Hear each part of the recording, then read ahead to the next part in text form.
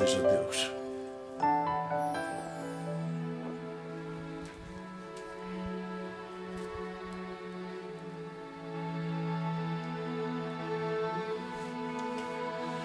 Glorificado seja o nome do Senhor.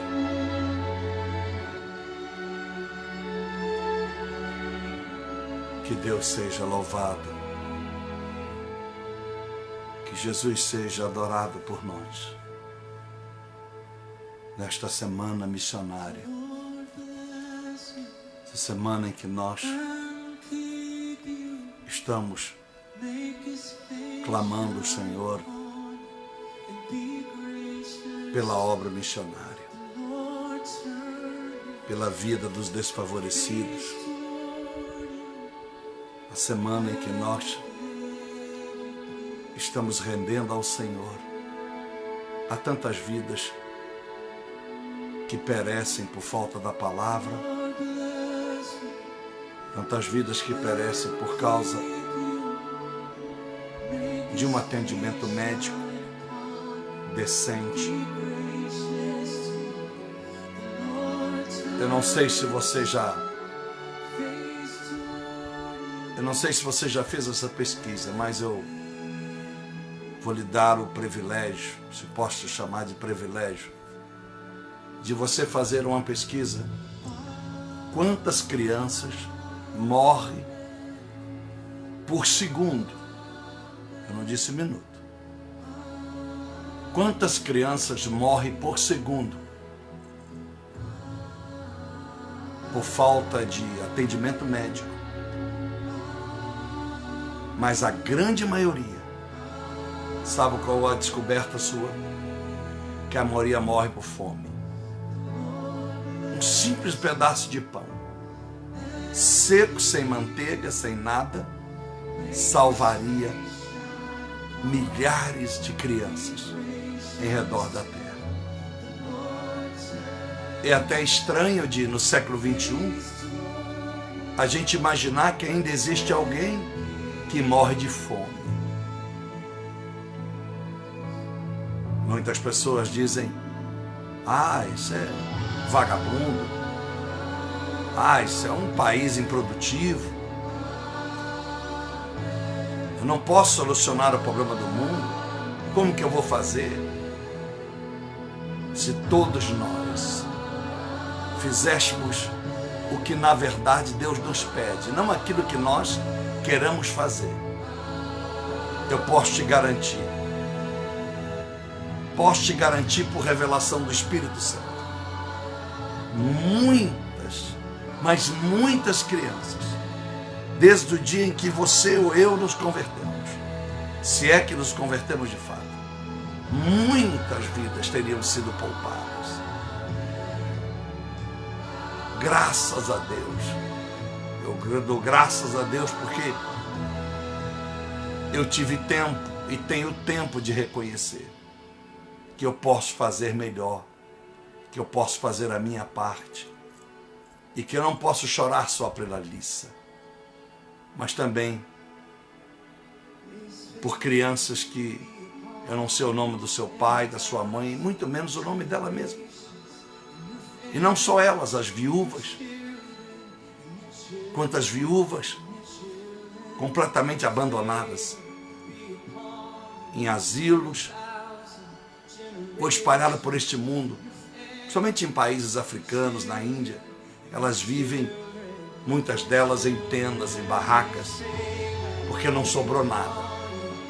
Roubaram o que era do ex-marido, não teve filhos, e se teve, abandonou.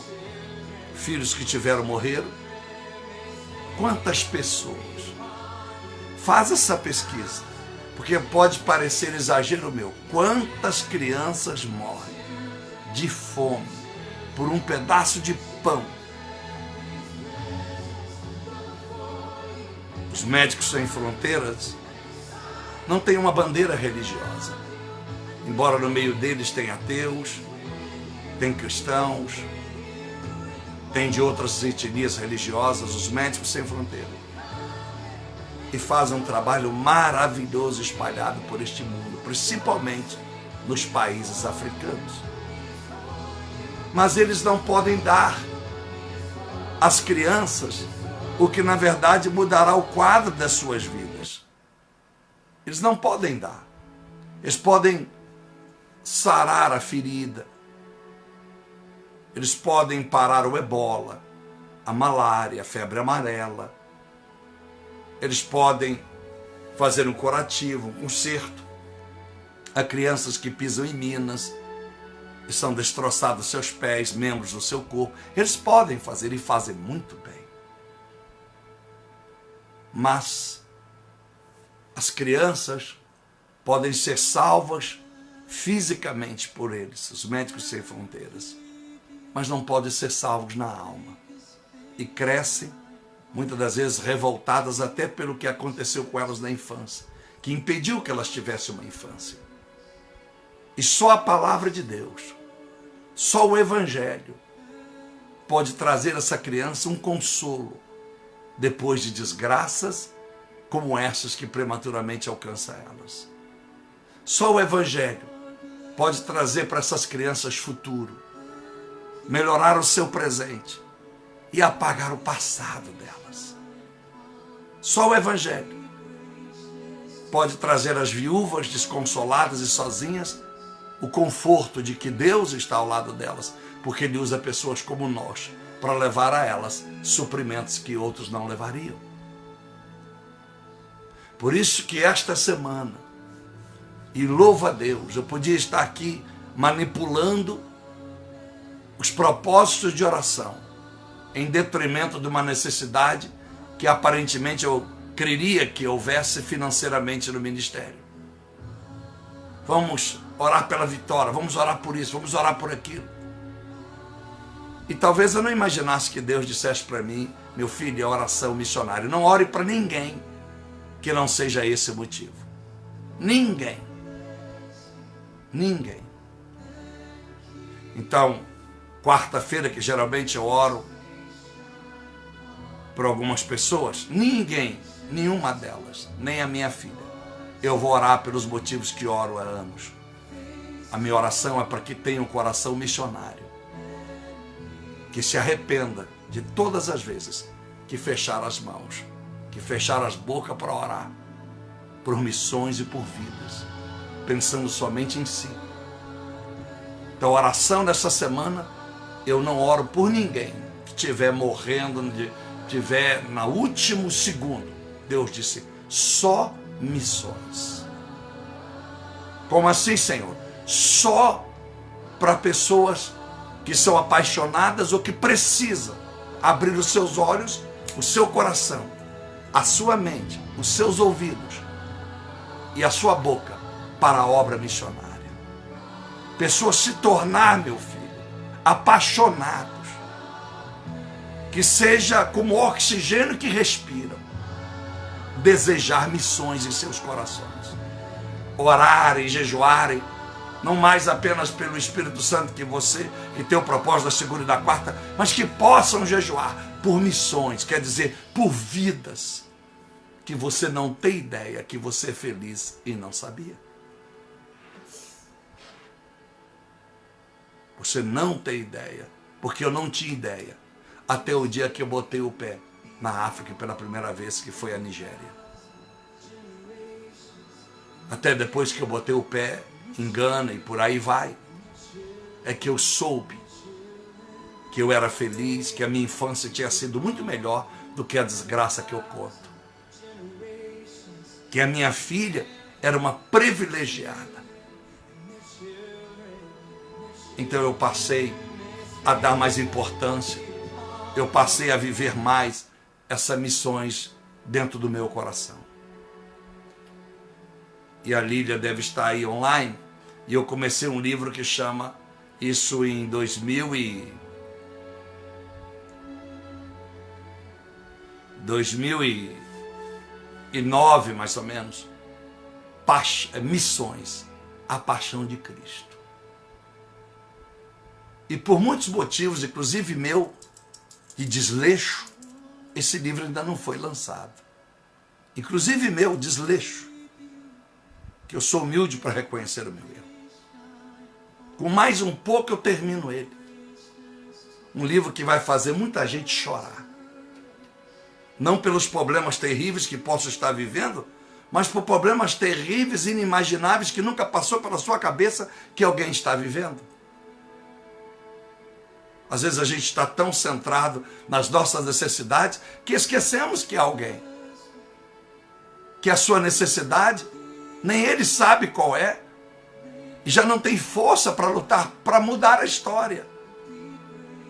Mas nós podemos mudar a história.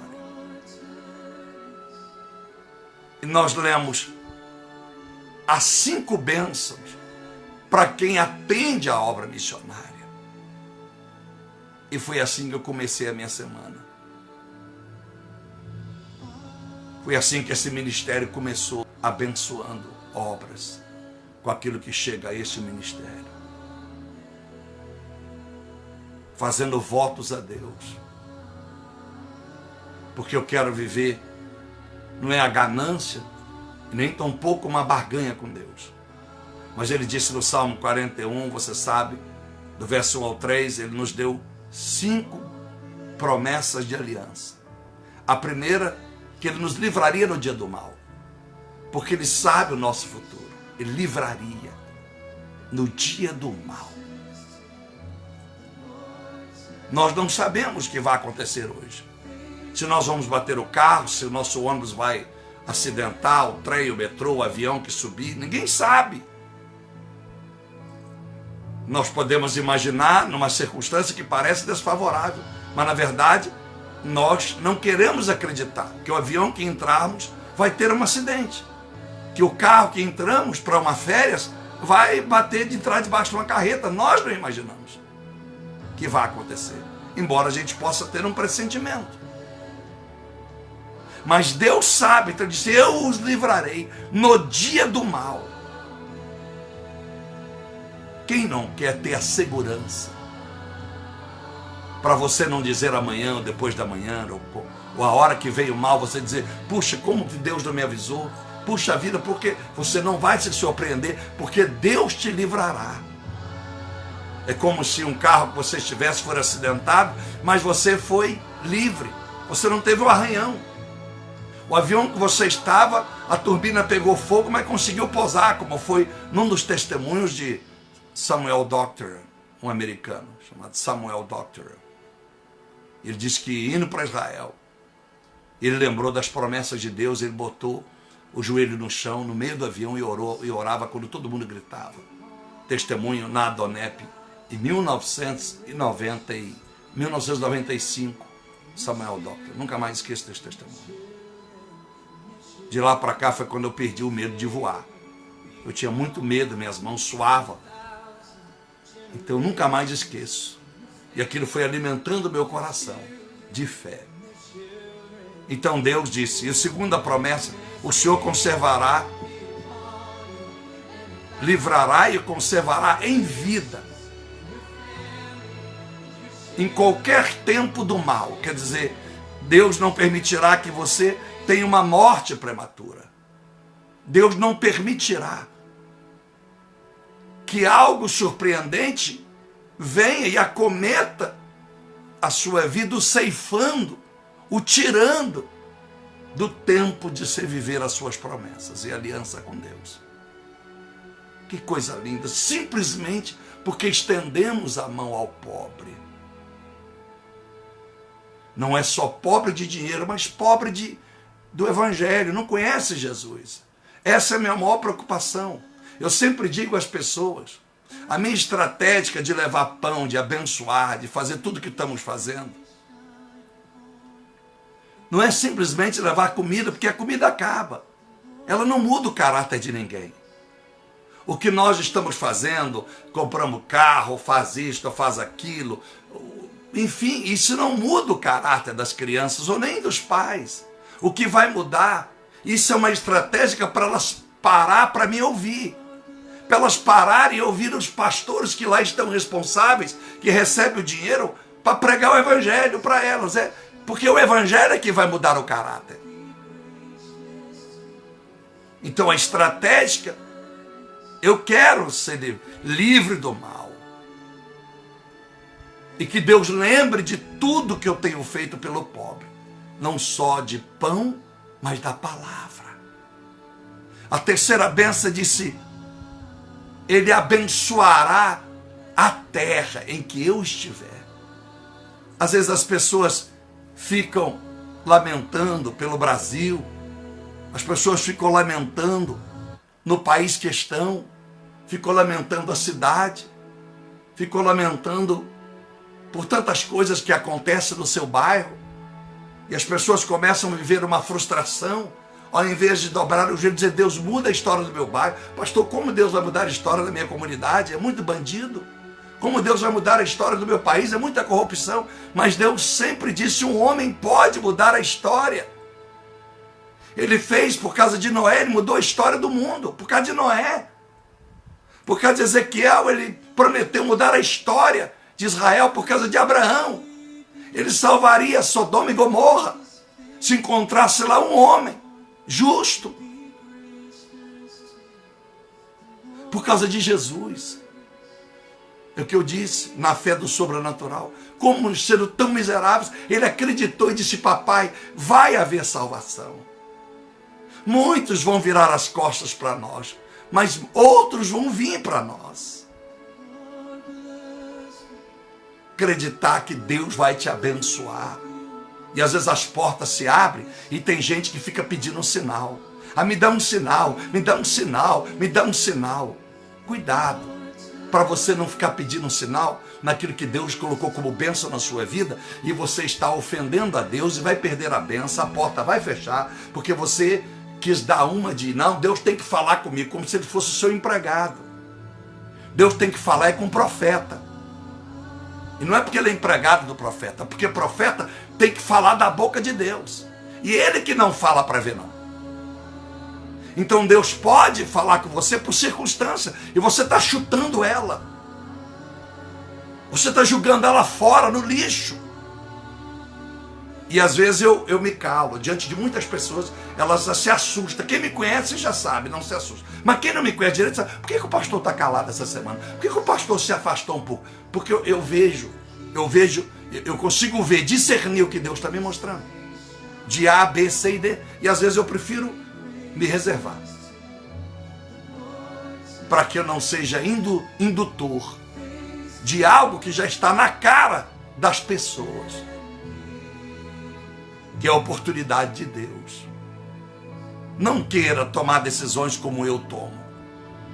Porque as decisões que eu tomo como linha de frente de uma obra, de uma batalha espiritual, como profeta da palavra, que é pior do que ser um pastor, e com toda a honra a todos os pastores, apóstolos, evangelistas, mestres, mas não é fácil, o preço é caro. Mas não estou aqui para trazer lisonja ao ministério profético. Só dizer para ti: não queira tomar a decisão naquilo que você precisa na sua vida como eu tomo na minha. Porque você pode ir por um caminho sem volta. Você pode tomar decisões radicais quando para você a decisão é branda. Então a gente tem que ter sabedoria.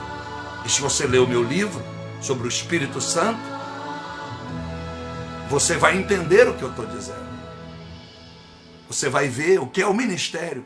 Todos os ministérios estão lá escritos para você ler. A quarta bênção diz que nós não seremos entregues na vontade dos nossos inimigos, no plural. Quantos inimigos você tem, você sabe? Em 2 Reis 6, o servo de Eliseu só soube porque ele viu. Ele viu milhares de assírios em volta, armados. E ele disse: meu Senhor, a morte veio. O que vai acontecer conosco? Estamos liquidados. Olha o número do exército de inimigos. Aí Eliseu disse no verso 16: Senhor, abra os olhos do moço para que ele veja. E aí ele, quando abriu os olhos, ele viu um exército enorme de anjos, inumeráveis. Talvez você esteja nessa visão, vendo os inimigos avançarem, o inimigo espiritual, invisível, financeiro, que vai assolando a sua vida financeira, o inimigo espiritual que vai assolando a sua vida sentimental, te torturando, fazendo você ficar só para você viver no pecado. Talvez você esteja nessa visão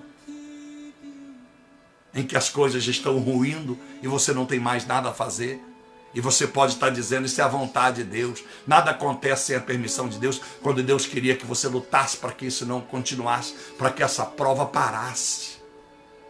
Então ele prometeu, eu livrarei dos vossos inimigos, porque a nossa luta não é contra pessoas. As pessoas são usadas. Por quem? Pelo diabo. Efésios 6,12. A luta não é contra carne e sangue. Você sabe quantos inimigos você tem? Se você atentasse para a palavra de Deus, do capítulo 11 de Lucas, você veria que Satanás vem com 7 legiões piores e entra na minha vida e na sua, quando nós por algum momento desviamos do Senhor. Começamos a viver uma vida relaxada com Deus. Ele traz mais 7 legiões, com ele 8. E se calcula-se que é 6.000 anjos das trevas em cada legião. 6.000 vezes 8, quantos milhares de anjos das trevas entram dentro de nós? Pastor, mas como? Porque eles são espírito. Espírito, você pode colocar 1 milhão aqui, ó, na palma da minha mão e pressioná-los, porque eles são espírito. Eles podem ocupar o mesmo lugar ao mesmo tempo. Não é como algo físico que não pode ocupar o mesmo lugar ao mesmo tempo. Pode se ajuntar 2 pessoas, mas não uma fusão. Aí, só o Pai, o Filho e o Espírito Santo conosco, quando nós entendemos o acordo da sua palavra. Ele prometeu nos livrar. Mas tudo isso porque nós atentamos para o pobre, repito, da comida e da palavra. Quem sabe você, pastor, eu estou ofertando, pastor, eu ofertei hoje, mas você tem tido condições de ofertar uma palavra de vida para quem está morrendo sem Jesus? Não importa a idade. Você tem conhecimento bíblico, você tem dedicado a palavra para você não apenas ser um abençoador do pobre com envelope, mas ser abençoador do pobre com esse grande envelope chamado Bíblia Sagrada? Você tem sustentado o pobre com as suas orações? Você tem jejuado? Você tem jejuado? Não apenas pelo Espírito Santo ou pelo povo de Israel, não. Pastor, eu não sabia disso, mas eu vou incluir. Parece, pastor, anormal. Alguém vai me criticar na minha família. Mas nós temos 7 dias, eu vou incluir, já que eu já tenho 2 dias de jejum, Espírito Santo, Israel, vou incluir mais um, ainda que seja até meio-dia, pelos pobres de comida e da palavra, pastor. Você vai ver como é que Deus vai mudar a sua vida. Por que o senhor não disse isso antes, pastor? Porque eu não consigo lhe pregar a vida toda que eu tenho na cabeça de 22 anos só de Bíblia atrás para frente. E eu vou no tempo de Deus. Porque isso que eu vos prego não foi o homem que despertou em mim, foi o Espírito Santo. Se você está jejuando pelo Espírito Santo, ele tem que despertar em ti isso que despertou em mim, porque Deus não faz acepção de pessoas. Mas se você por um motivo não entendeu, eu estou te dizendo esta madrugada. É isso que vai mudar a história da igreja. É isso que vai mudar a história do povo. É isso que vai mudar a história, vai trazer os milagres, os sinais novamente para dentro da igreja. Para não ficar olhando A ou B, ó, esse faz, aquele faz milagre, e o resto não faz nada. Não, vai voltar. Inclusive você, Deus pode usar. Todos podem usar. Marcos 16:15 e 16:17, os sinais são para todos que creem no nome dele. Curarão enfermos, expulsarão demônios, tocarão em serpentes, não serão mortos, tomarão veneno e não também serão mortos. Jesus está clamando por uma igreja missionária. Jesus está clamando por obreiros que se dispõem a viajar. Então, meus amados irmãos, a quinta e a última bênção. Deus disse, eu sustentarei você no tempo da sua enfermidade. Talvez você nunca tenha tido uma enfermidade séria como eu. Embora tive, mas ela foi passageira. O olho que perfurou, mas Deus curou no 3º dia. Graças a Deus, enxergo tão bem ou melhor do que antes. Era para me ter uma bola de vidro aqui. Deus me curou da H1N1 que eu peguei, vindo da Alemanha, de Frankfurt. Outras doenças? Não sei. Essas duas eu sei. Deus nunca me deixou pegar uma malária, uma febre amarela. E raramente alguém vai 16 anos na África e não pega uma malária como eu. É a bondade de Deus. E a quinta promessa: eu te sustentarei no leito da enfermidade. Restaurarei a sua vida lá no leito da enfermidade.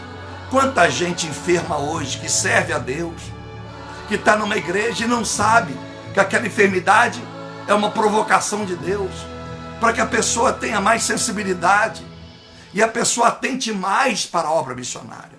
Porque as pessoas são dizimistas e ofertantes de esmola. Ela ganha 1.000, dá 100 para Deus e mais 50 de esmola.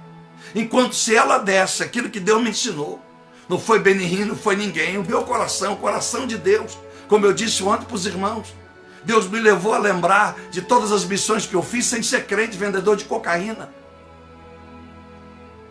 E eu amava o pobre, mas não tinha a palavra de Deus. Graças a Deus, Deus me restaurou. Então,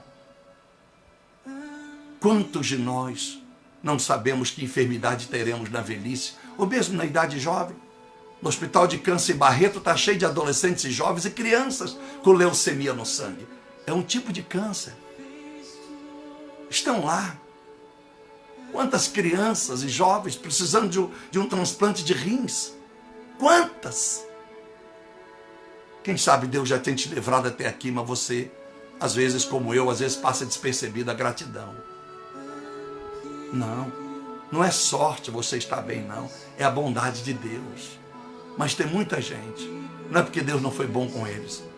Foi para que pessoas como nós pudéssemos orar e ter alguma coisa a apresentar a Ele no dia do juízo final. As obras, porque se não tivesse pobre ou enfermo em lugar nenhum, para que orar? Para que ser crente? Para que fazer obras se todo mundo tem dinheiro, se todo mundo tem saúde? Não precisaria orar. Então, a quinta bênção, Deus prometeu que aqueles que livraram o pobre, verso 1 do Salmo 41, estará debaixo dessas 5 bênçãos. Então, meus amados irmãos, o segundo exemplo que eu dou é Neemias, no capítulo 1. A Bíblia diz que ele pergunta, ele é o copeiro do rei, está bem empregado, ganha bem, tem o seu dinheiro. Aí vem um dos irmãos, chega alguém lá de Jerusalém, que está aos cacos. Neemias tinha esquecido que Jerusalém tinha sido atacado. Ele estava bem posto, bem, um posicionamento, uma posição boa, tranquilo. E a Bíblia diz que ele faz uma pergunta quando vem alguém de Jerusalém e chega até onde ele está. Ele vivendo uma outra vida boa, tranquilo no palácio do rei. E disse: como está o nosso povo em Jerusalém? Ele disse: olha, eu estou chegando de lá agora, Neemias. O que restou? O que restou? Ele disse: estão todos em miséria. No verso de número 3. Estão todos em miséria. Tudo acabado. Tudo gente doente. Está todo mundo destruído. Não há esperança. A Bíblia diz que ele assenta no verso 4 e chora. Chora. Copiosamente, dizendo: Deus me dê oportunidade para eu e o povo que ainda está de pé, para levantar o seu povo, para ir em Jerusalém, restaurar os muros, abençoar os pobres. Ele faz uma oração até o verso de número 11. Coisa linda. Me dê oportunidade, Senhor. Me faça cair na graça do rei, para que ele me dê uma férias. Eu preciso de férias. Eu quero férias, não é para passar e ir para a praia, não, Senhor. Eu não quero ir na praia de Cafarnaum, não quero ir na Galileia. Eu quero restaurar, eu quero trabalhar nas minhas férias. Você já deu as suas férias financeiramente para Jesus alguma vez na sua vida? Você já deu? Você já sentou a sua família e disse: olha, nós não vamos viajar de férias, nós vamos dar o que nós íamos viajar de férias, nós vamos dar para o Senhor. Você já fez isso?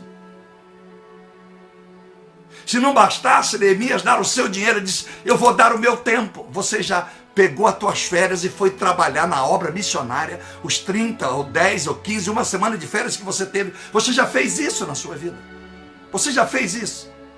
Se, pastor, tem algum lugar que o senhor pode me enviar? Porque chegou as minhas férias, pastor. Ainda que o senhor não possa ir, o senhor me indica para mim ir. Você já fez isso? Foi o que Neemias fez.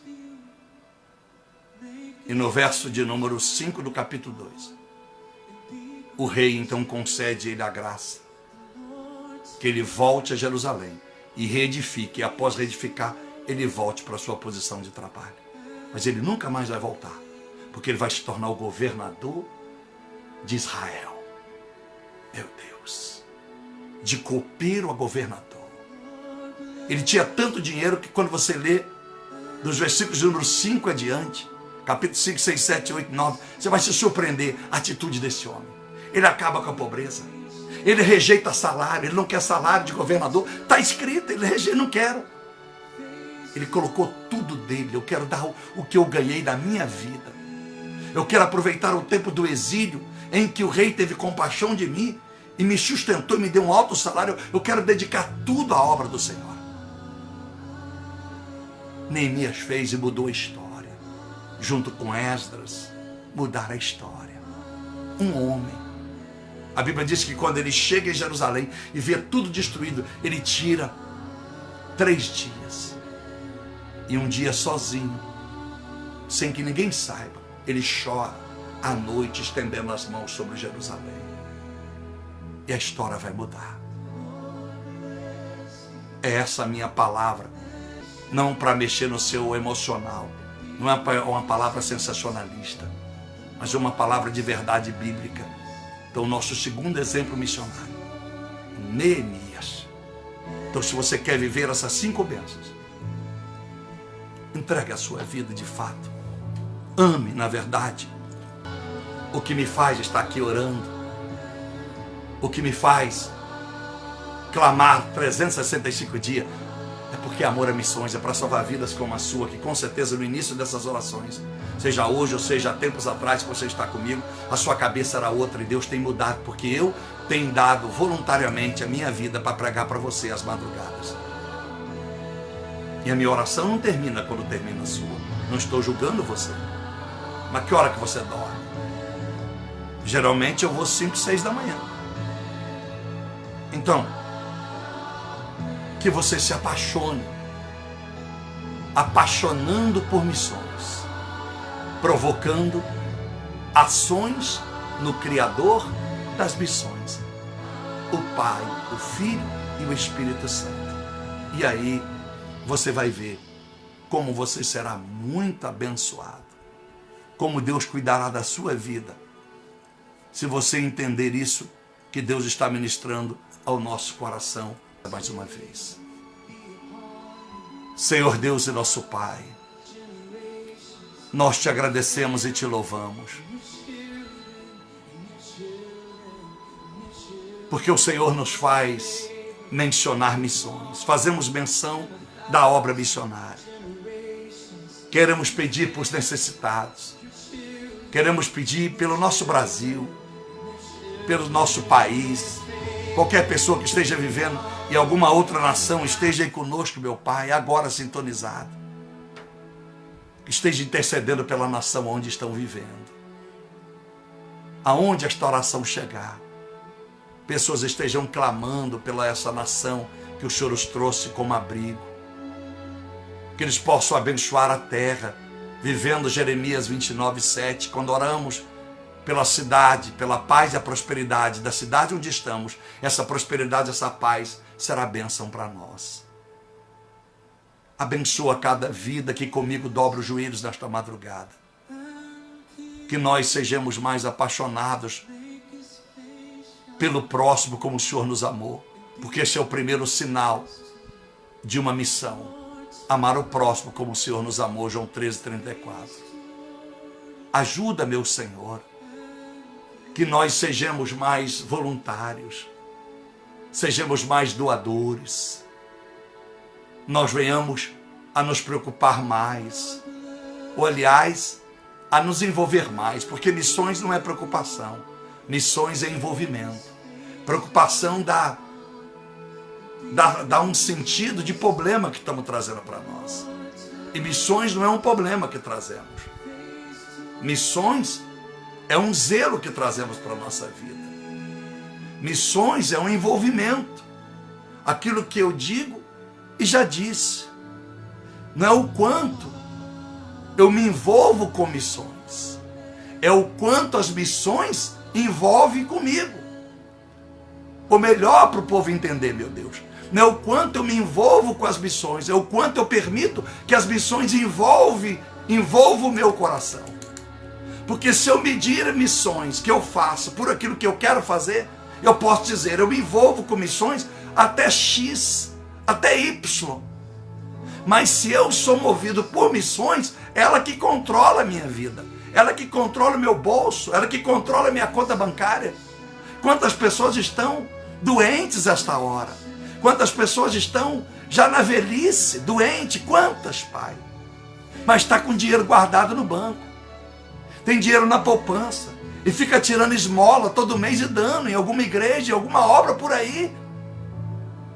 Porque não consegue confiar no Senhor o amanhã. O amanhã delas é o plano de saúde, é o convênio que tem. O amanhã é o dinheiro que está guardado por uma emergência. Quantas pessoas não abrem mão de vender um carro? Porque é mais vergonhoso para elas vender um carro e andar de ônibus do que um menino morrer de fome na África ou no Brasil. Quantas pessoas têm mais de um imóvel e acham lindo dizer, eu vivo de aluguel, porque Deus me abençoou. Como que o Senhor pode abençoar alguém, dar mais de uma casa, se quando o Espírito Santo desceu em Atos, todo mundo vendeu as suas propriedades? Como eu posso crer que alguém que tem mais de um imóvel é bênção do Senhor? A não ser que a pessoa, no mesmo valor dos imóveis que ela tem, ela doa ao Senhor.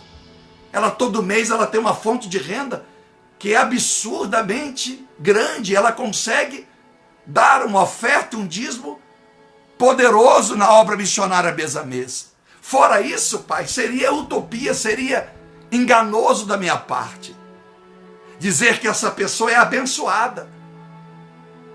Porque o que sobra para ela seria um apartamento extra que serviria para uma família que não está conseguindo pagar o aluguel e que está saindo de um bairro bom, indo para uma comunidade, uma favela, porque não tem mais dinheiro, não tem mais emprego, a pandemia tirou tudo.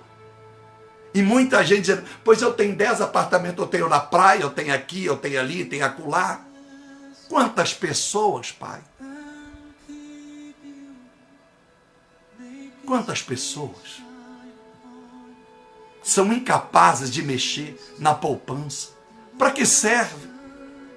Para o meu enterro, para deixar para os meus netos, para deixar para os meus filhos, para deixar para isso, para aquilo. Quantos homens ricos passaram desta vida? Quantos artistas do Sírio-Libanês, do Alberto Einstein? E a sua fortuna teve que ser dada para alguém, porque enquanto vivo não deram para ninguém. Enquanto vivo não abriram mão daquele objeto de estimação, aquele vaso trago da China, aquele tapete do Líbano, não abriram mão. Tiveram que morrer para que alguém desse ou vendesse. Quantas pessoas, meu Deus, dizem depois que eu morrer, eu quero que o meu dinheiro seja dado a uma fundação. Mas enquanto em vida, por que não fez enquanto em vida para ter impedido que muitas vidas morressem de fome, ficassem sem a palavra de Deus, mas esperam morrer para compartilhar a herança? Quanta ignorância, Deus, quanta estupidez dentro das próprias igrejas. Porque todo mundo, meu Pai, as pessoas estão indo no monte para buscar o que o Satanás está dando. Porque o Senhor, embora possa crer que Zaqueu prosperou, o Senhor não pediu Zaqueu nada, ele deu, mas o Senhor também não orou para que ele fosse próspero diante de tudo que ele havia feito pela obra, não. O Senhor não fez uma campanha, o Senhor não abençoou as suas finanças, o Senhor nenhuma promessa fez, olha Zaqueu, por causa disso, nunca mais ficarás pobre. O Senhor só disse assim, hoje houve salvação nesta casa. Foi só o que o Senhor disse, Jesus. repartiu o que tinha enquanto vivo. Ajuda, meu Deus. A palavra dos dois irmãos, o irmão que procura o Senhor para dizer: Jesus, ajuda-me, faça com que o meu irmão reparta a herança em igual parte. E Jesus, o Senhor respondeu para ele: louco homem, o que tem eu a ver com que você e o seu irmão labutam? O que tem eu a ver com a vossa herança? Aí o Senhor disse para os discípulos: louco não sabe que hoje pedirão a sua alma. Enquanto estava lutando por uma herança, lutando para ter dinheiro, podia ter dito: Senhor, se caso eu vier a morrer, Senhor, por favor, dá para o Senhor dar um conselho ao meu irmão, para ele dar a minha parte para os pobres, ou dá para o Senhor fazer a obra? Ajuda, meu Deus, que nasça missionários, que nasça missionárias nesta semana. Nas primeiras noites do Gideão, em 2002, chorei todas as noites, porque nunca havia visto uma obra dedicar tanto a vida aos pobres. Nunca vi tanta gente de tudo quanto é lugar do Brasil e fora. Não havia lugar para nada. Era quase 100 mil pessoas, se não fosse mais. Porque tinha o ginásio dos Gideões, era o ginásio da cidade, os Gideões não tinham propriedade ainda, e as pessoas ficavam do lado de fora, no descampado, cheio de telão espalhado na cidade, os hotéis de Balneário Camboriú lotados. 2002, quantos anos fazem, pai? Na manhã missionária de domingo, vários caminhões foram dados de ofertas, ônibus, vans, carros, dinheiro, relógios, celulares. Não tinha ainda a máquina de cartão de crédito disponível nos Gideões daquela época. E eu não acreditava ao ver aquelas pessoas simples dando tudo. Pessoas que estavam dando dinheiro, que levaram para sustentar, para jantar e almoçar. E os Gideões tinham que então oferecer comida para as pessoas, porque elas estavam dando tudo e elas não podiam continuar no congresso de 10 dias passando fome. As coisas mudaram, o tempo passou. Ajuda, meu Deus, que nasça em mim maior amor por missões, que nasça no coração dos meus irmãos e irmãs mais amor por missões. Nasça sobre nós este amor ágape do Senhor. Nasça sobre nós esse sentimento de compaixão para com o próximo, não só na África, não só na Índia, não só na Bolívia, em Cuba,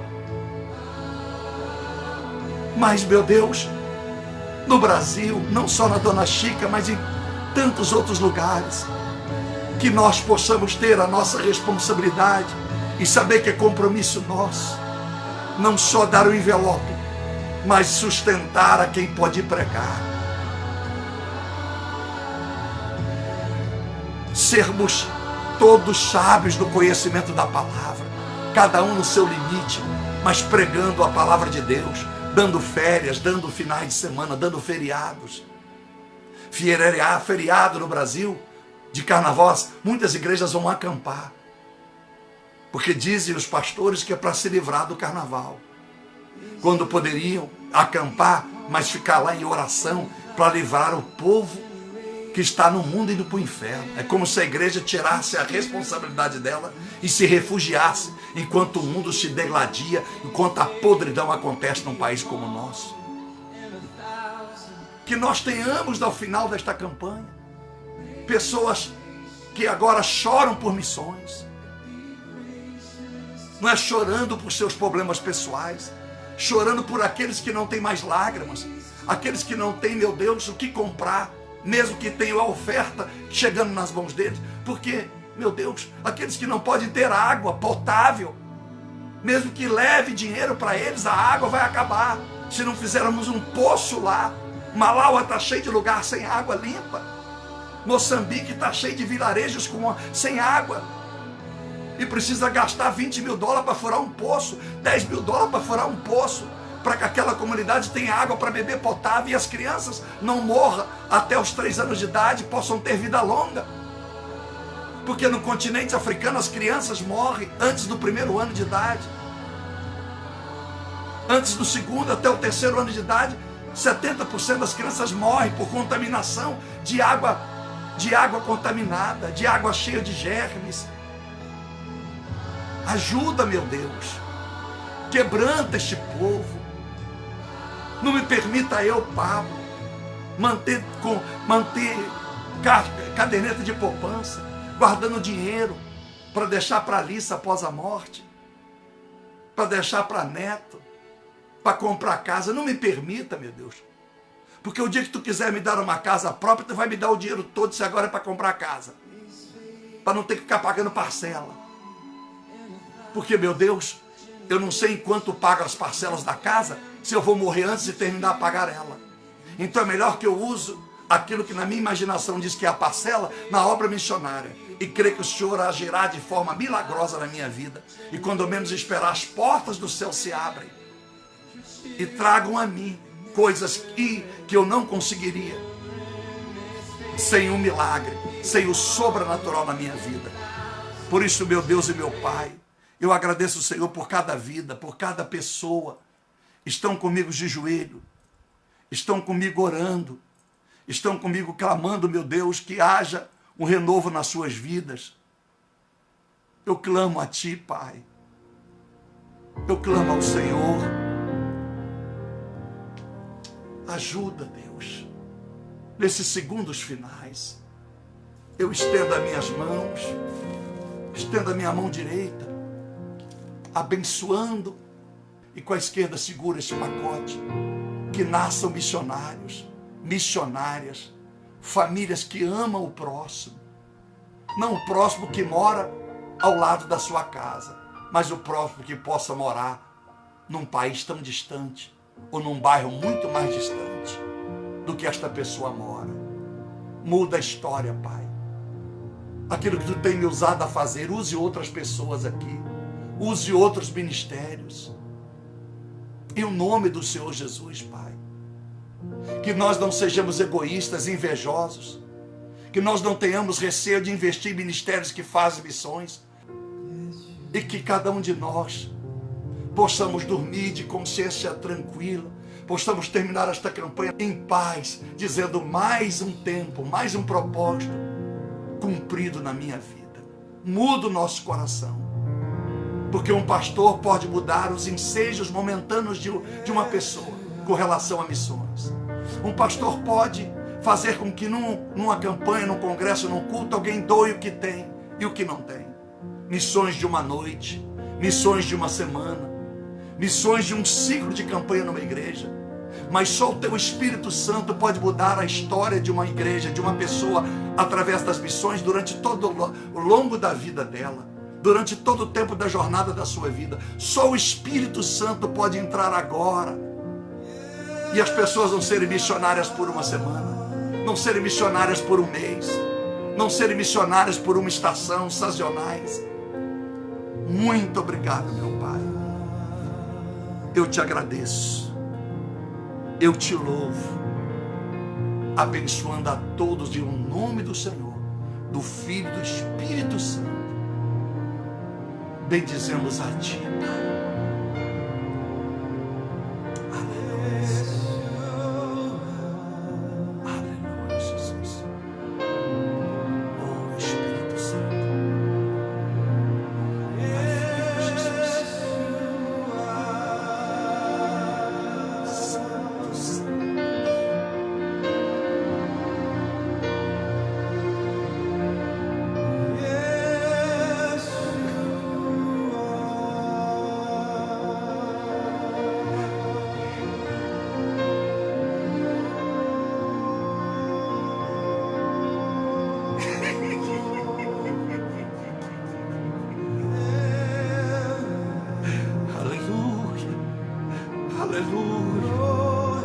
Quanta gente viveu a vida e morreu pelo que conquistou. Estão morrendo pelo que estão conquistando. deram a sua vida por aquilo que vão morrer.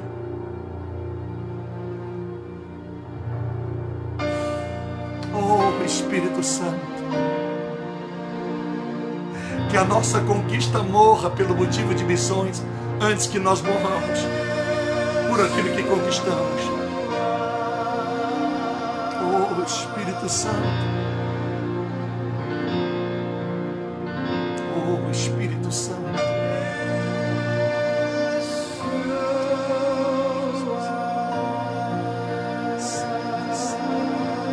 vai recebendo aí. Deus vai te abençoando, vai mudando a tua história. Oh, aleluia. Fique na paz. Até amanhã, querendo Deus.